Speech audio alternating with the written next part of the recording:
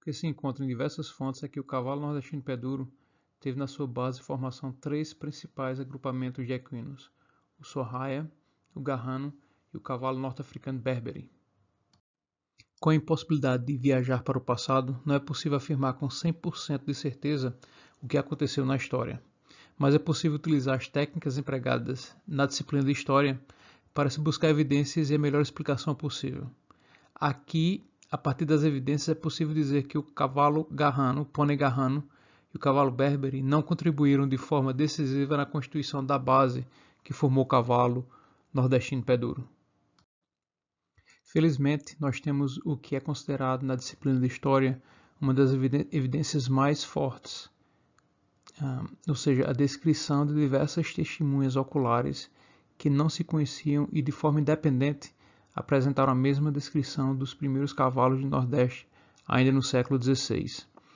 Aqui nós temos uma descrição de 1587 de Gabriel Soares de Souza, e quando ele fala dos cavalos que ele viu, ele diz o seguinte, abre aspas, são tão formosas as éguas da Bahia como as melhores de Espanha, das quais nascem formosos cavalos grandes corredores. Da Bahia leva os cavalos de Pernambuco por mercadoria, onde valem a 200 e a 300 cruzados a mais. Fecha aspas. Outra descrição de uma outra testemunha ocular, nesse caso Fernão Cardim, que produziu esse texto chamado Tratados da Terra e Gente do Brasil, entre os anos 1583 e 1601, e quando ele fala do cavalo ele se refere da seguinte forma: a criação de cavalos é boa nesta província, e há muitos em abundância, e belos cavaleiros a um ótimo preço. Aqui uma terceira descrição, desta vez de um holandês, Gaspar Barleus, e quando ele se referia ao cavalo, no livro falou da seguinte forma, abre aspas, não só esses e outros animais silvestres são encontrados no Brasil, mas os rebanhos de cavalos e de gado pequeno, que outrora levaram os portugueses para lá, também ali se reproduziram com singular fecundidade. Encontram-se cavalos do melhor sangue e do preço mais elevado, que os angolanos compram em grandes quantidades. Pelas descrições anteriores, o cavalo trazido ao Nordeste era excelente e comparável aos melhores animais da Europa. Mas quais seriam os melhores cavalos da Europa naquela época? Quais seriam os cavalos do melhor sangue, como descrito pelas testemunhas apresentadas anteriormente? Para responder essas perguntas, é possível fazer uma análise visual, já que as técnicas de desenho daquela época já tinham alcançado um nível de precisão extraordinário, como o cavalo na parte direita dessa imagem, feita por Leonardo da Vinci, usando técnicas de perspectiva linear. O cavalo da esquerda, pintado pelo alemão Albrecht Dürer em 1505, mostra um animal de carga com detalhes que se assemelham a uma fotografia. Realmente você consegue fazer uma análise fenotípica dos dois cavalos, né? Esses dois animais mostram que havia na Europa do século XVI dois tipos de animais com fenótipos bem diferentes e distintos entre si. Certamente o cavalo trazido ao Brasil não foi o cavalo de carga ou de porte maior devido às dificuldades de transporte. Além disso, o cavalo mais ágil e veloz era preferência no sul da Europa.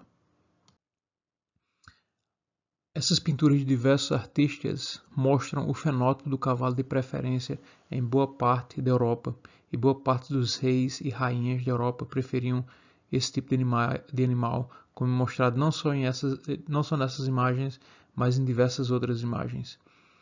Portanto, se esses eram os melhores cavalos e animais de melhor sangue, os cavalos levados ao Brasil se assemelhavam a esses. De fato, se observarmos a primeira pintura de um cavalo em terras brasileiras, feita pelo holandês Frans Post em 1637, em Pernambuco, é possível identificar um animal de porte leve que se assemelha aos mostrados anteriormente, os cavalos europeus mostrados anteriormente.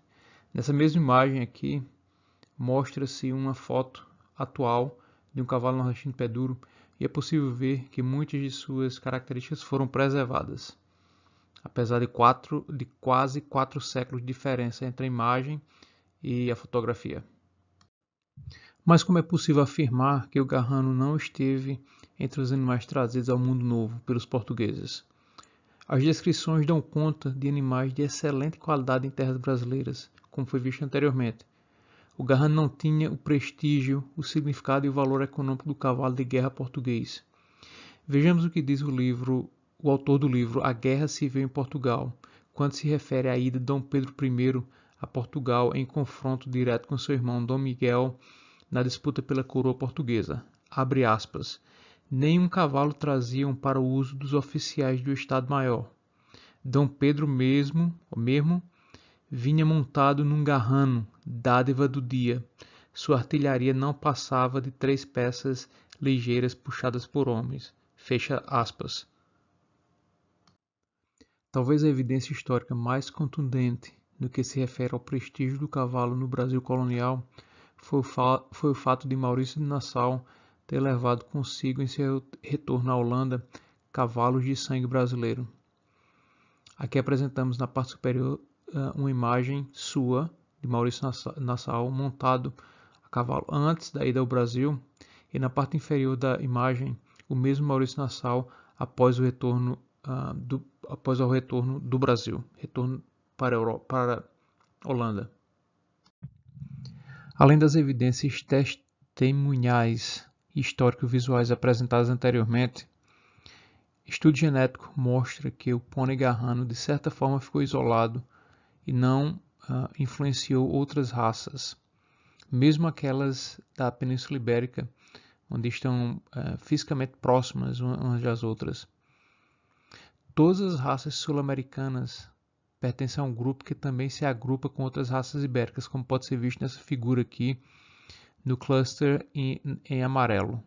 Você tem a raça lusitana, a raça por sangue espanhol, o andaluz, o sorraia e o crioulo gaúcho, o pantaneiro, o campolina e outras raças sul-americanas estão todas agrupadas que têm alguma proximidade genética.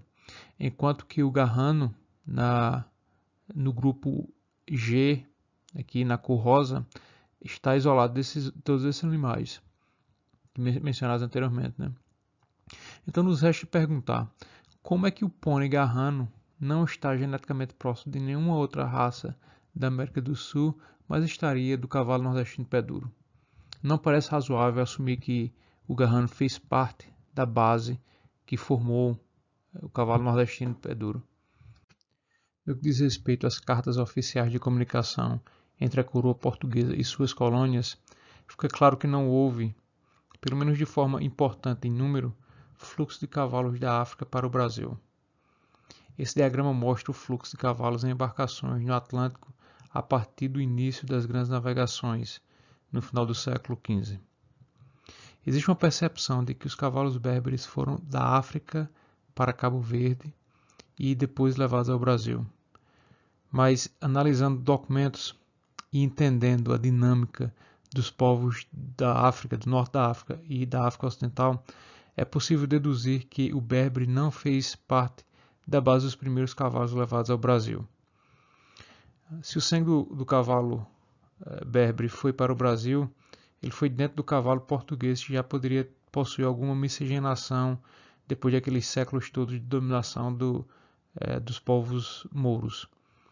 A África Ocidental, das florestas úmidas, abaixo ali do deserto do Saara, não tinha tradição equina até a chegada dos portugueses pelo Atlântico, no final do século XV. Eles começaram a usar os cavalos como ferramenta de guerra contra os seus inimigos do norte, os africanos do norte, os berberes, ou os mouros, que eram muçulmanos e já possuíam profunda tradição com cavalos. As tribos da África Ocidental demandavam muito cavalos devido a esse conflito permanente com outros povos, e Portugal não conseguia atender a essa demanda alta. Como o Brasil rapidamente começou a produzir seus próprios cavalos, logo virou exportador de animais, inicialmente para a África, principalmente para a África, e depois em menor quantidade também para a Europa. Então, quais animais desempenharam um papel crucial na formação do cavalo nordestino pé duro? A partir de todas as evidências mostradas aqui nessa breve apresentação, é possível sugerir, pelo menos sugerir, de forma com algum embasamento, que o cavalo de guerra português, aquele cavalo que deu origem ao lusitano, assim como o sorraia, foram provavelmente os agrupamentos de cavalos que contribuíram de forma mais importante para a base que depois formou o cavalo nordestino. Isso não significa dizer que outros cavalos não fizeram parte desse processo de formação, mas a evidência indica que foram esses dois animais que realmente fizeram parte da formação do nosso cavalo nordestino pé duro.